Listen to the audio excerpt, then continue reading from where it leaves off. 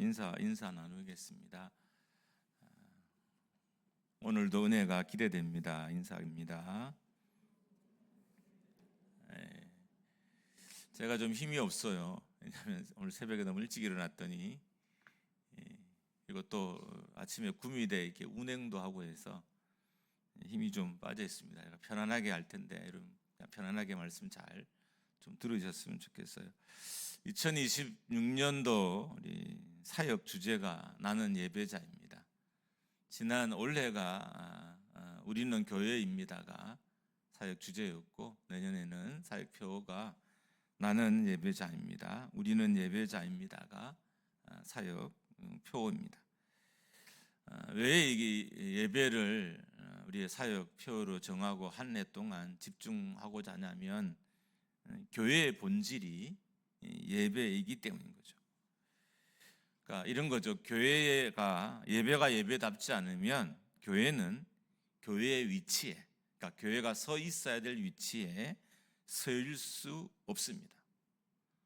그러니까 교회다운 모습을 가질 수 없다는 거예요.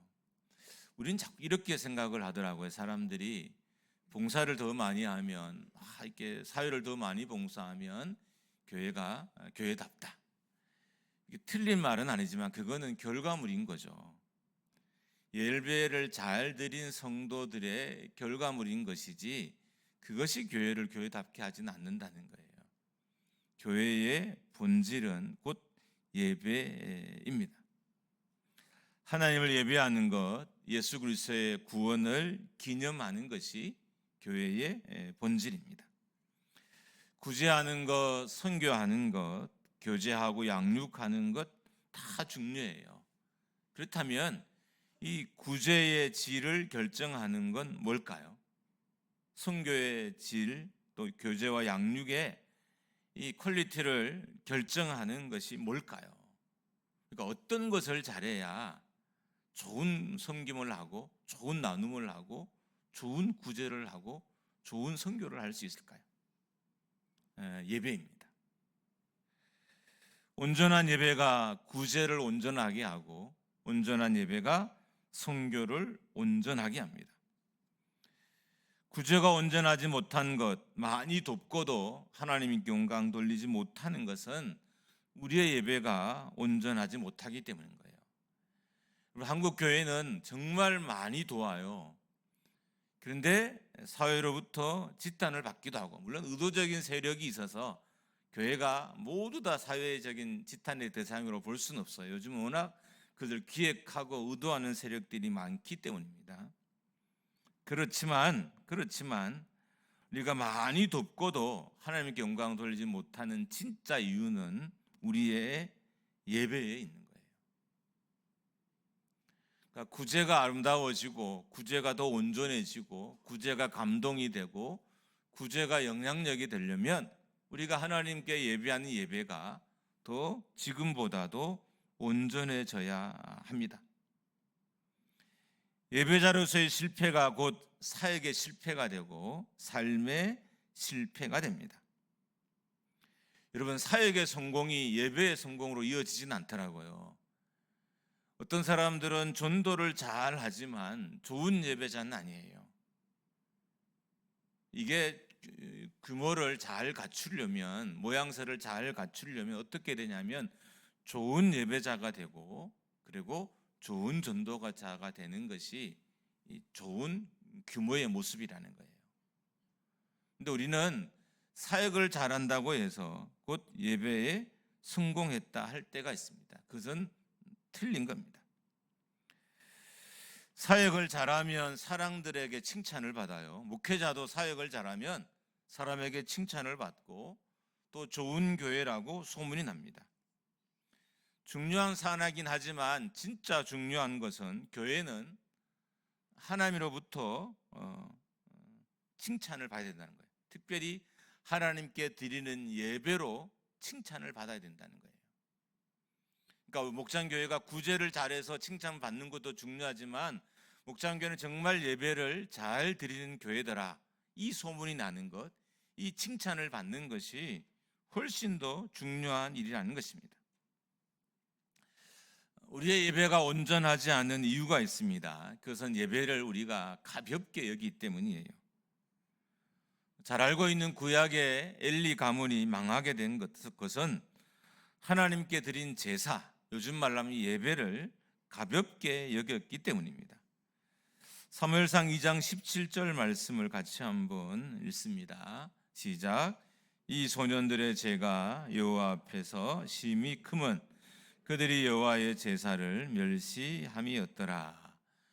그러니까 엘리의 자손들은 하나님의 드린 제사를 가볍게 여겼어요. 예배를 멸시하고 가볍게 여겼습니다. 반면에 사무엘은 달랐어요. 18절입니다. 같이 읽습니다. 시작. 사무엘은 어렸을 때에 세마포 에봇을 입고 여호와 앞에 섬겼더라. 결론을 보면 이렇게 되는 거죠. 엘리 가문이 망하게 되는 것은 하나님께 제사를 가볍게 여겼기 때문이고, 사무엘이 이스라엘의 구원자가 된 것은 하나님께 드리는 제사를 귀하고 무겁게 여겼기 때문인 거죠.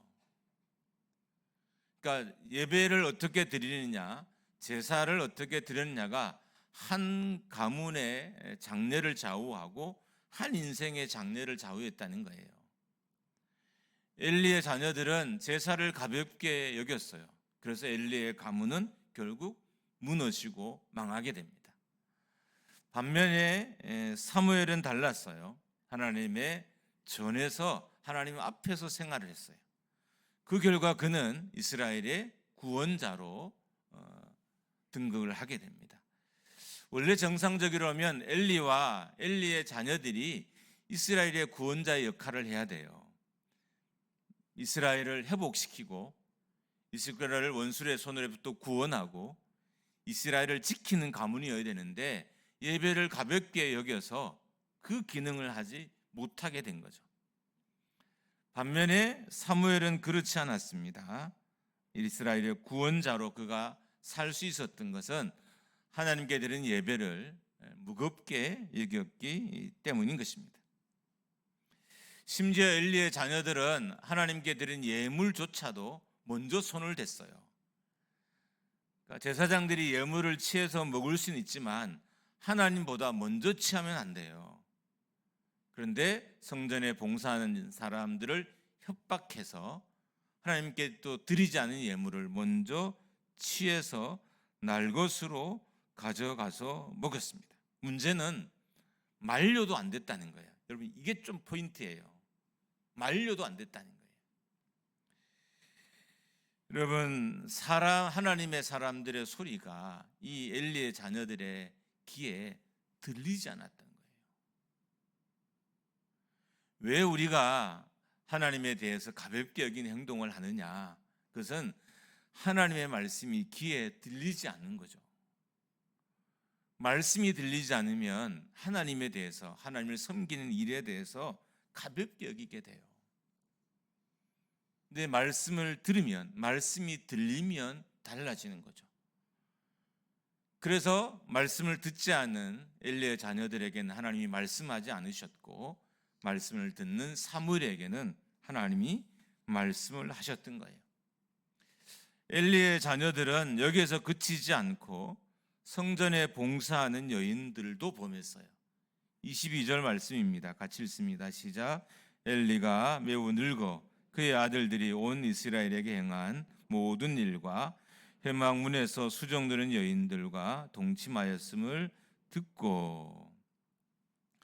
하나님을 가볍게 여기면 하나님이 보이지 않습니다. 반면에 하나님을 무겁게 여기면 하나님이 보여요. 또 크게 보입니다. 예배를 가볍게 여기는 것은 하나님의 음성이 들리지 않고 하나님이 보이지 않기 때문인 거예요. 사람들은 어떤 생각을 가지고 사냐 하면 보이지 않으면 존재하지 않는다. 이게 사람들의 생각이에요. 그러니까 보이지 않으면 존재하지 않는다. 문제는 하나님은 우리가 볼 수 없는 분이라는 것에 문제가 있는 거죠. 우리가 가진 이 전제와 하나님의 존재가 이게 부딪혀요. 그러니까 우리는 보이지 않으면 없는 것이라고 생각하는 경향이 강하게 길들여진 사람들이고, 문제는 하나님은 보이지 않는 분이라는 거예요. 몇 번 말씀드렸지만 다윗의 신앙이 특별했던 것은 편재하신, 편만하신, 그러니까 어디에 계신 하나님이라는 의미예요. 어디에 계신 하나님을 그가 다 알아차리고 보고 깨달을 수 있었다는 거예요. 다윗의 신앙의 특별함이 여기에 있는 거죠. 보이지 않는 하나님이라고 해서 없다고 여기지 않았다는 거죠. 근데 우리는 하나님이 보이지 않으면 하나님이 없는 분으로 여기는 거죠. 이 자리에 없는 분. 근데 하나님은 보이지 않는다고 해서 지금 여기에 없는 분이 아니라는 거예요. 편재하시고 편만하신, 그러니까 어디에나 계신 분이시기 때문인 것입니다. 그러니까 이 지식을 다윗은 알았고, 그런데 엘리의 자녀들은 몰랐어요. 하나님이 어디에 계신다는 사실을 엘리의 자녀들이 몰랐어요. 그래서 하나님에 대해서 가볍게 여겼던 것입니다. 12절 말씀 같이 한번 읽습니다. 시작. 엘리의 아들들은 행실이 나빠 여호와를 알지 못하더라. 여러분, 우리가 하나님에 대한 지식이 없으면 행동이 제어가 되지 않습니다. 우리가 왜 하나님에 대한 지식이 필요하냐? 여러분, 다윗은 하나님에 대한 지식이 특별했잖아요. 그래서 그의 행동이 제어가 됐던 거예요. 왜 우리가 행동이 제어되지 않느냐? 하나님에 대한 지식이 없어서 우리의 행동이 제어되지 않아요. 특별히 하나님은 어디든 계시다는 사실을 우리가 잊고 살기 때문인 거죠.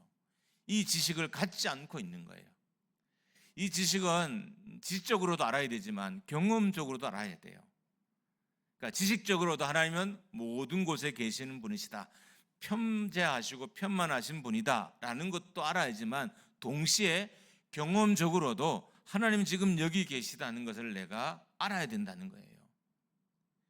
그러니까 이게 없으면, 이 알미 없으면 하나님에 대한 나의 행동이 제어가 되지 않는 거예요. 성도들이 행동이 제어가 되지 않죠.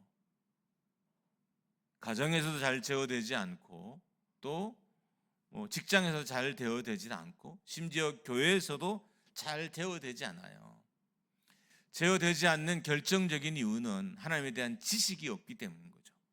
하나님이 어디든 계시다, 모든 걸 다 아신다, 나를 다 보고 계신다는 정말 단순하면서도 원론적인 이 지식을 우리가 모르기 때문에 우리의 행동이 제어가 되지 않습니다. 또한 하나님에 대한 감정도 제어되지 않아요. 그러니까 지식이 없으면 하나님에 대한 감정도 제어가 되지 않습니다. 이게 법을 아는 것과 똑같아요. 법을 알아야 우리 행동이 통제가 되고요, 법에 대한 태도가 온전해야 우리가 법을 지키게 돼요. 이게 법에 대한 지식도 똑같은 거죠. 그러니까 법을 모르는 사람은 행동이 통제가 되지 않고요, 법을 알더라도 법에 대한 태도가 올바르지 않으면 그의 행동이 통제가 되지 않아요. 하나님도 마찬가지예요. 하나님에 대해서도 하나님에 대한 지식이 없으면 행동이 통제가 되지 않고, 하나님에 대한 태도가 온전하지 않으면 우리의 행동이 또한 통제되지 않는 거예요. 그러니까 우리가 하나님에 대해서 온전히 대하려면 지식도 있어야 되고요, 하나님에 대한 올바른 태도도 갖춰야 되는 거죠. 지식과 태도가 같이 있어야 되는 거예요. 그러니까 하나님에 대한 태도를 우리가 경외라는 단어를 써서 성경은 수없이 설명해요. 경외의 가장 근본적인 뜻은 두려운 거예요. 기본적으로 하나님을 두렵고 떨림으로 대하는 거예요. 존경, 기타 여러 가지 의미가 있지만 경외라는 단어가 지닌 가장 궁극적인 의미는 두려움과 떨림이에요. 그러니까 하나님을 두려움과 떨림으로 대하는 거예요. 이 태도가 없으면 하나님에 대한 감정도, 하나님에 대한 행동도 제어가 되지 않는 거죠. 우리가 교회를 오래 다녔지만 하나님에 대한 우리의 태도가 잘 통제가 되나요? 우리의 행동이 잘 통제가 되나요? 잘 안 되죠. 그 안 되는 이유는 바로 우리가 하나님에 대한 지식이 없고 또한 하나님에 대한 올바른 태도를 갖추지 않았기 때문입니다. 하나님에 대한 행동이 통제되지 않은 것은 하나님에 대한 지식이 없기 때문이고, 하나님에 대한 행동이 통제되지 않는 것은 하나님에 대한 태도가 올바르지 않기 때문입니다. 자, 이제 교회를 오래 다니면 지식은 갖춰요. 지식을 갖춘 후에 우리가 갖춰야 될 게 바로 태도인 거죠. 만약에 여러분이 하나님에 대한 지식이 있다면 그 다음엔 태도를 갖추도록 노력하셔야 돼요. 이 지식과 태도가 만나야 우리가 하나님에 대한 올바른 예배를 드릴 수 있게 되는 거죠. 그 올바른 예배를 통해서 우리가 하나님을 경험하게 되고, 그 경험이 지나면 지날수록 세상에서 성도답게 살고, 직장에서 성도답게 살고, 가정에서도 성도답게 살게 되는 겁니다. 직분을 받는다고 예배가 바뀔까요? 예배의 순서가 바뀐다고 해서 예배가 바뀔까요? 담임을 바꾸고 교회를 옮긴다고 해서 예배가 바뀌어질까요? 어느 정도 영향력은 있지만 그 영향력은 오래 가지 못해요. 진짜 예배가 변하기 위해서는 예배에 대한 지식이 있어야 하고 예배에 대한 태도가 바뀌어야 되는 거죠. 다윗은 평생 하나님에 대한 자신의 태도를 온전하게 하기 위해서 노력했던 사람이에요. 그렇게 할 수 있던 이유는 하나님에 대한 지식이 있었어요. 특별히 어떤 지식이냐면, 제가 요즘 계속 강조하죠. 어디서나 계시고 어디서나 볼 수 있고 장래나 미래도 아시고 생각이나 결정도 아시는 분으로 하나님을 알았던 거예요. 그러니까 그가 평생 하나님에 대한 태도를 올바르게 할 수 있었던 거예요. 노력할 수 있었던 거죠. 다윗이 평생 올바른 건 아니죠. 그러나 노력했던 사람인 것은 맞아요. 하나님을 피할 수 없는 분으로, 하나님을 모든 것을 다 아시는 분으로 알았습니다. 여러분, 예배도 하나님을 아는 자가 하나님이 기뻐하신 예배를 드릴 수 있어요. 예배의 본질은 먼저 하나님이 기뻐 받으시냐에 있어요. 그리고 그 기뻐 받으신 예배가 나에게 영향력으로, 역사로, 능력으로 경험되어지는 거죠. 기뻐 받았을 때 예배에 대한 어떤 경험이 내게 주어지게 되는 거예요. 2026년 한 해 동안 정말 예배에 좀 집중해 보려고 해요. 왜냐하면 이게 본질이니까. 그리고 제가 신학을 하고 목회를 시작하면서 정말 해보고 싶었던 게 그거예요. 근데 이런 거죠. 이 목표를 아무 때나 던진다고 해서 교회나 성도나 목회자가 다 할 수 있는 게 아니더라고요. 그때가 있어요. 근데 하나님이 어떻든 올해는 그 마음을 주셨어요. 실은 많은 주제가 있죠. 기본적인 주제, 기도도 있고 선교도 있고 다른 주제를 얼마든지 제가 한 해 사역표를 세울 수 있지만, 특별히 하나님이 예배에 대한 마음을 저에게 강하게 주셨어요. 근데 이 예배를 드리려면 하나님에 대한 지식이 있고 하나님에 대한 태도가 바뀌어야 우리가 드리고 싶은 예배, 하나님이 받으시는 예배를 우리가 하나님께 드릴 수 있게 된다는 겁니다. 만약에 여러분과 제가 드린 예배가 수준이 낮다면 하나님이 아는 지식이 없기 때문인 거죠. 우리가 수준 낮은 예배를 경험한다는 것은 하나님에 대한 우리의 태도가 올바르지 않기 때문인 거죠. 어쩌면 여러분과 저는 지금까지 수준 낮은 예배를 경험하며 살았을지 몰라요. 그래서 예배에 대한 희망을 갖고 교회에 왔다가 돌아갈 때는 또 그냥 절망. 이게 너무 익숙해져서 그냥 그렇게 돌아가는 것이 습관이 된 거예요. 그냥 예배구나. 그냥 시간에 와서 찬양 몇 곳 가다가 말씀 듣고 좀 감동이 되면 좋고 말씀이 안 좋으면 별로고 그렇게 돌아가는 것. 여기에 오랫동안 길들여져 있어서 어쩌면 우리는 이게 정말 예배구나라는 예배를 못 드렸거나 경험한 횟수가 아주 적을 수도 있다는 거예요. 하나님에 대한 지식 중에 여러분과 제가 꼭 기억해야 할 것이 있습니다. 그것은 계속 말씀드리지만 하나님은 모든 것을 아신다는 거예요. 좀 구체적으로 들어가면 이런 거죠. 하나님은 지금 나의 결정이 진짜 하나님을 위한 결정인 줄을 아신다는 거예요. 여러분, 이걸 꼭 생각하셔야 돼요. 우리의 예배가 온전해지려면 지금 나의 결정이 정말 하나님을 위한 결정인 건지 나를 위한 결정인지를 우리가 하나님이 다 아신다는 것을 우리가 알아야 돼요.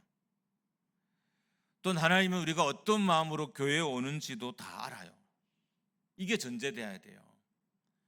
정말 기쁜 마음으로 예배의 자리에 오는지, 은혜를 갈망하며 오는지, 습관을 따라 왔는지 하나님은 다 아셔요.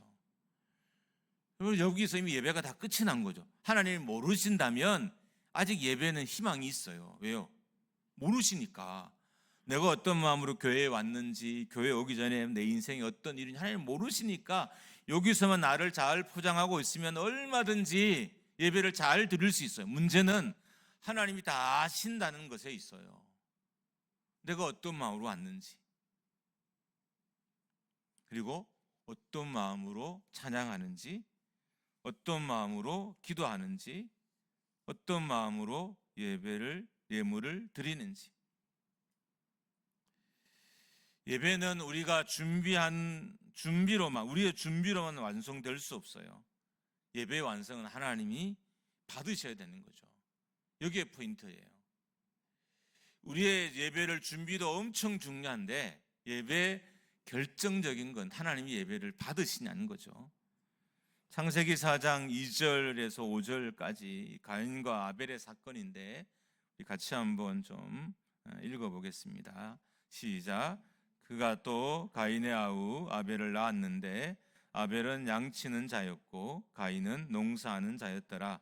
세월이 지난 후에 가인은 땅의 소산으로 제물을 삼아 여호와께 드렸고 아벨은 자식도 양의 첫 새끼와 그 기름으로 드렸더니 여호와께서 아벨과 그의 제물은 받으셨으나 가인과 그의 제물은 받지 아니하신지라. 가인이 몹시 분하여 안색이 변하니. 하나님은 가인의 제사를 받지 않으셨어요. 근데 성경에는, 그러니까 오늘 본문에는 왜 받지 않았는지를 100%로 축축할 수가 없어요. 그래서 성경학자들은 이제 본문에 있는 내용을 가지고 왜 안 받았느냐를 자꾸 추측해요. 그런데 감사하게도 히브리서 11장 4절에 보면 왜 하나님이 가인의 제사를 안 받은지가 명확하게 기록되어 있어요. 우리 같이 한번 읽어보겠습니다. 11장 4절입니다. 시작. 믿음으로 아벨은 가인보다 더 나은 제사를 하나님께 드림으로 의로운 자라 하시는 증거를 얻었으니 하나님이 그 예물에 대하여 증거하심이라.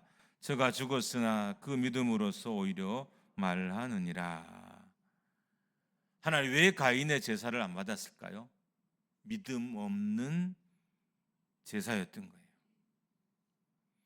하나님은 가인의 예물을 보셨다기보다는 진짜 포인트는 가인의 믿음 없음을 보셨어요. 가인이 왜 믿음이 없었을까? 증명할 만한 일들이 우리가 읽은 창세기 4장 2절에서 5절에도 나와요. 그것은 하나님이 제사를 받지 않자 가인의 안색이 변했어요. 가인이 화를 냈던 거죠. 가인의 내면을 보신 하나님이 그의 제물을 안 받은 거죠. 믿음 없음을 보고 제물을 안 받았는데 그 믿음 없음이 안색이 변하는 걸로 분노하는 걸로 드러났던 것입니다. 저는 예배에 대한 꿈이 있습니다. 정말 예배처럼 예배를 드려보는 거예요. 성도들이 예배의 자리에 나와서 말씀으로 한 주간 살아갈 힘을 얻어서 세상으로 돌아가고 하나님의 위로로 마음의 속상함이나 괴로움들이 잘 씻겨져 가서 정말 은혜 충만하게 돌아가는 예배. 우리가 하나님께 예배할 때마다 하나님이 예배를 받으셨다는 증거들이 예배 곳곳에 나타나는 예배. 그 예배를 통해서 우리의 사역이 더 풍성해지는 예배. 그러니까 사역을 풍성하게 해서 예배를 잘 드리는 게 아니라 예배를 하나님이 기뻐하게 드려서 우리의 사역이 풍성해진 그런 예배를 드리고 싶은 꿈이, 소망이 저에게 있습니다. 이런 예배를 드리려면 하나님이 다 아신다는 사실을 알아야 돼요. 내가 하나님의 말씀에 지금 어떻게 반응하는지, 정말 말씀을 들으려고 앉아 있는지 아닌지를 하나님이 아신다는 거예요. 내가 어떤 마음의 자세로 이곳에 있는지 하나님이 아신다는 거예요. 제가 어떤 자세로 여기서 말씀을 선포하는지 하나님이 다 아신다는 거예요. 어쩌면 그래서 하나님이 가인의 제사에 불을 내리지 않은 것처럼 우리의 예배에도 불을 내려주지 않으실 수도 있습니다. 우리의 마음속에 믿음 없는 걸 보신 거죠. 여러분이 기대하는 예배는 여러분이 예배에 대해서 진심일 때, 하나님에 대해서 진심일 때 드려질 수 있어요. 이거는 뭐 저의 목도 있고 다른 주변의 성도의 목도 있겠지만 기본적으로 여러분의 몫이에요. 우리는 이미 수백 번, 어쩌면 새벽 기도까지 하면 수천 번 예배를 드렸을 수도 있어요. 그리고 우리 교회는 최근에 온 분들이 있으니 어쩌면 몇 번 예배를 드리지 않은 분도 있어요. 여러분, 이게 예배를 얼마나 드렸냐는 중요하지 않은 것 같아요. 하나님이 다 아신다는 전제를 갖고 예배 자리에 섰느냐 서지 않았느냐가 중요한 것입니다. 특별히 오늘 본문에 보면 영과 진리로 예배하라고 그랬어요. 여기서 신령은 영을 의미하고 진리는 진리로 의미해요. 단순하게 말하면 영으로 예배하고 진리로 예배하라. 영으로 예배하는 것은 성령으로 예배하고 진리로 예배하는 것은 진리이신 그리스도로 예배하라는 의미예요. 어떤 사람은 영과 진리를 동격으로 봐서 진리의 영, 그러니까 성령으로 예배하라라고 본문을 해석하기도 합니다. 그러니까 성령으로 하지 않으면, 진리로 하지 않으면 예배할 수 없다는 거예요. 여러분, 성령은 진리의 영이잖아요. 참되지 않는 영혼 가운데 역사하지 않는 영인 거죠. 진리의 영이기 때문에 진리를 사모하고 갈망하는 영혼들에게 능력을 부으시고 은혜를 베푸시는 영이 성령인 거예요. 우리가 이 성령의 은혜를 경험하려면 참된 예배자로 하나님 앞에 서야 합니다. 성령은 진리의 영이기 때문에 거짓 영들에게 속한 사람들 가운데 역사하지 않아요. 한 번쯤 우리가 돌아봤으면 좋겠어요. 혹 내가 왜 예배에 은혜가 없을까? 혹 내가 소속이 아직까지 다른 데가 아닐까도 한 번쯤은 생각해 봤으면 좋겠어요. 내가 정말 예배를 수백 번, 수천 번 들었는데 여전히 은혜가 없어요. 그 예배가 나의 삶에 아무 영향력도 끼치지도 않아요. 그렇다면 한 번쯤은 혹 나의 소속이 잘못된 건 아닐까라고 한 번쯤은 고민해 봐야 된다는 거예요.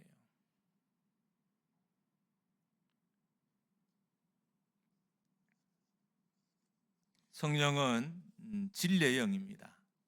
그래서 진리를 추구하는 자들에게, 진리를 살려고 하는 자들에게 역사하는 영이라는 의미이기도 합니다. 진리신 예수 그리스도도 마찬가지입니다. 그리스도의 말씀에 순종하지 않으면, 진리에 서지 않으면 하나님을 온전히 예배할 수도 없는 것입니다. 자, 이제 예수님도 오셨어요. 성령도 오셨어요. 그럼 어떤 의미일까요? 지금은 영과 진리로 예배할 때라는 거예요. 때가 됐다는 거예요. 우리가 이미 성령도 오셨어요. 근데 이 요한복음이 이 사건이 있을 때는 아직 성령이 오신 때가 아니잖아요. 근데 이미 여러분과 저는 성령도 오셨고 진리신 그리스도도 오심을 난 후에 세대의 사람이잖아요. 그럼 우리는 어떨까요? 당연히 영과 진리로 하나님께 예배할 수 있는 자들이라는 겁니다. 우리의 예배가 하나님 받으실 수 있는 예배로 변화되기를 주님의 이름으로 축복합니다. 여러분, 우리의 지식, 하나님에 대한 지식, 특별히 모든 것을 안다는 지식 앞에 좀 겸손히 있었으면 좋겠어요. 내 손이 거짓말을 하지 않고, 내 마음이 거짓말을 하지 않고, 내 눈이 거짓말을 하지 않게 하나님 앞에 서야 돼요. 여러분, 저는 완벽한 목사도 아니고 완전한 목사도 아니고 그렇다고 사역을 아주 잘하는 목사도 아니에요. 근데 아는 건 있어요. 하나님은 속일 수 없다는 거예요. 여러분, 그게 내 목회에 다 배어 있는 걸 저는 날마다 느껴요. 내가 하나님을 온전히 인정하지 않는 것이 내 목회에 배어 나오는 것을 날마다 느껴요. 그래서 어떨 때는 성도들에게 죄송한 마음으로 강단에 설 때도 있고, 가족들에게도 미안한 마음으로 설 때도 있고, 하나님 앞엔 더 죄송하죠, 당연히.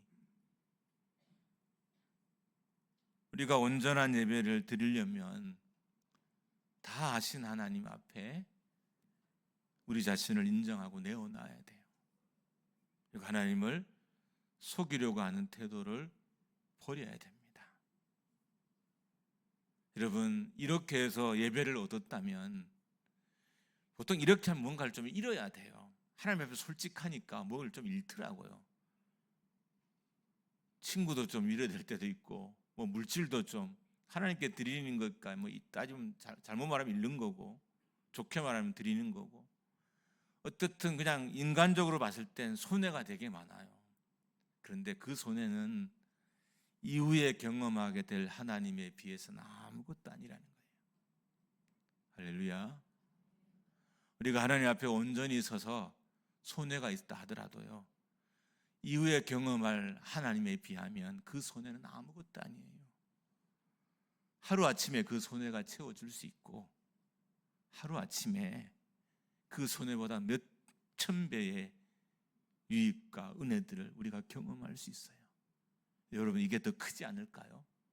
이게 더 멋지지 않을까요? 저는 참 요즘은 목사님들이 큰 교회를 많이 찾아요. 저는 그런 마음이 없겠습니까?